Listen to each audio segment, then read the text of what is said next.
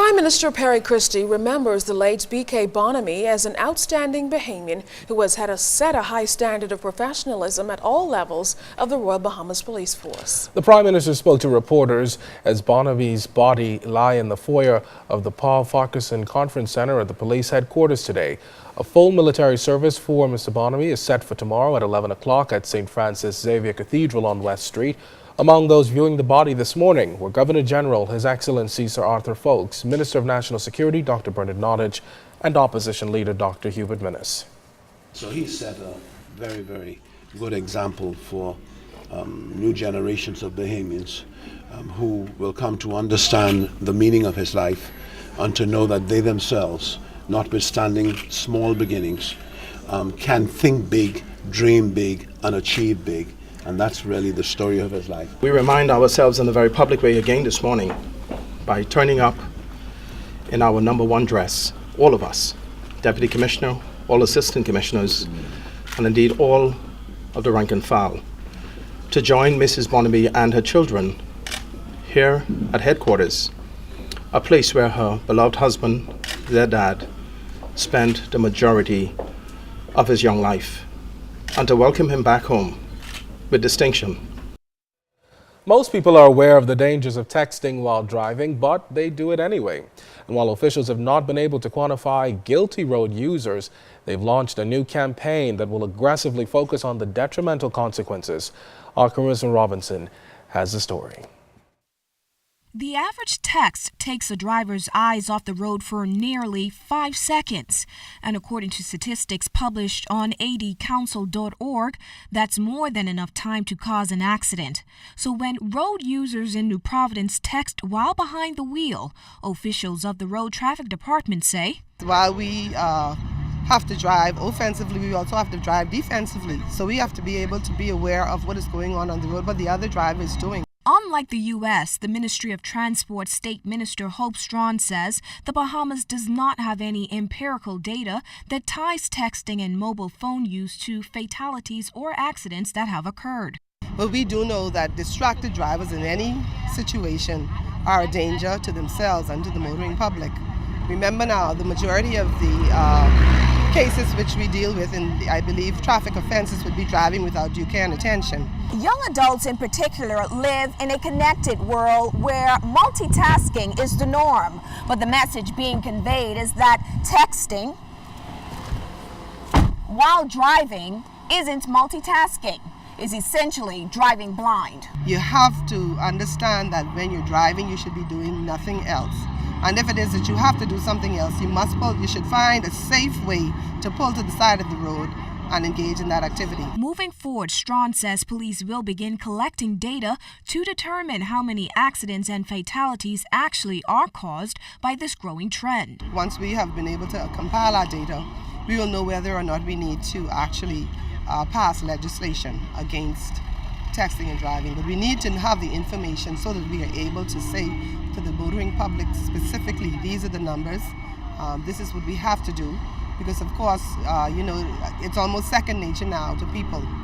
But we want to be able to protect the public, and so we thought that it was wise to get ahead of the game and not wait for that data to be compiled before we make the public aware of the dangers. The National Road Safety Committee's campaign against texting and mobile phone use while driving will be carried out strategically over the coming months.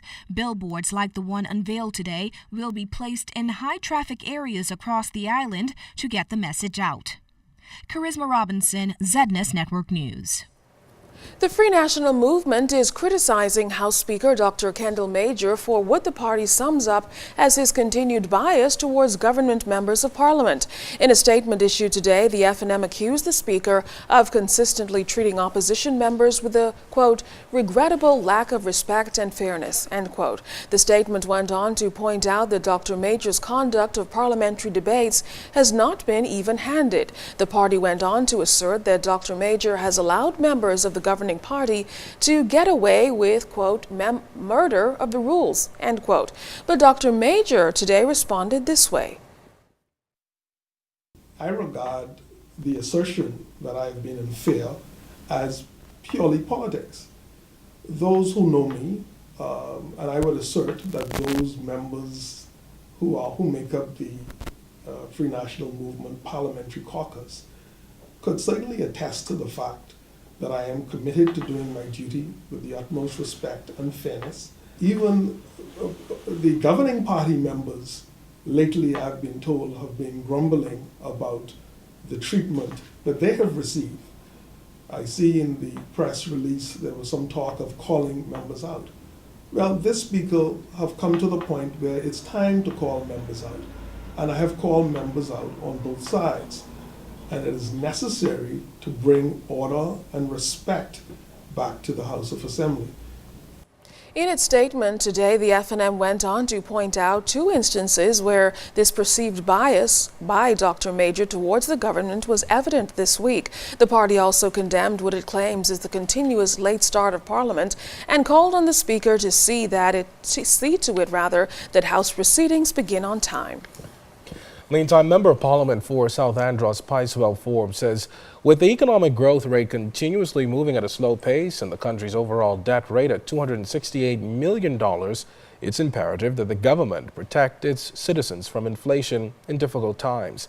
And this, he says, is what government is doing through its proposed fiscal consolidation plan disclosed in the mid-year budget.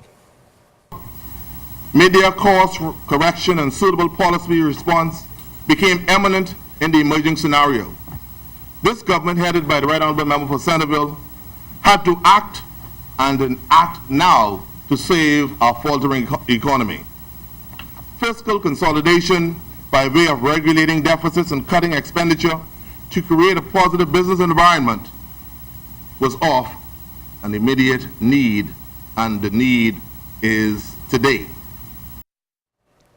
Minister of Agriculture and member for Mical, the Honorable V. Alfred Gray, gave his contribution to the mid-year budget debate. He told members that some Bahamians have abused the land leasing system dedicated to farming. Instead of using it for farming, Mr. Gray said that some persons have built permanent structures on government land. He said that this won't be tolerated and went on to say that with the support of Cabinet, the structures will be demolished. You give Bahamians land on which to farm in New Providence, Mr. Speaker. And the next couple of months, Mr. Speaker, you see all kind of duplex going up. Churches, triplex. Mr. Speaker, it is such a dishonest way to get land. And then you know, Mr. Speaker, what they seek to do once they build these triplex and duplexes? They come to the government with a handout. Could you please sell me the land? Mr. Speaker, I'm putting BEC on notice.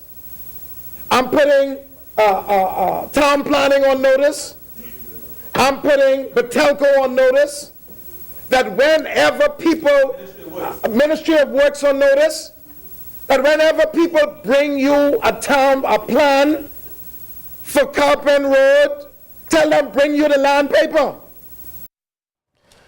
Member for North Eleuthera, Theo Neely, told the House that the governing side continues to criticize the former administration during their contributions. However, Mr. Neely said that the FNM created tangible things that benefited Bahamians.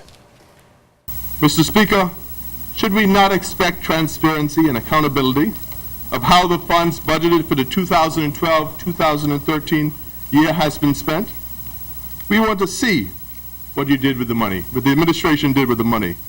When the FNM borrowed money, the people were able to see and feel, and they seen and touched what they got. It's no secret. We borrowed money, but we helped build a country. We helped employ Bahamians. Minister of State for Investments and member for Pinewood, the Honorable Kailis Roll, in his remarks, stated that there is a need for fresh ideas and new ways to boost the Bahamian economy. We also have to deal with an aging fiscal and economic infrastructure, which needs an infusion of new ideas and new approaches to fund our ongoing growth and competitive development. And Mr. Speaker, when you look at the Bahamas as a small island developing state, we are very competitive in our ability to attract foreign direct investment.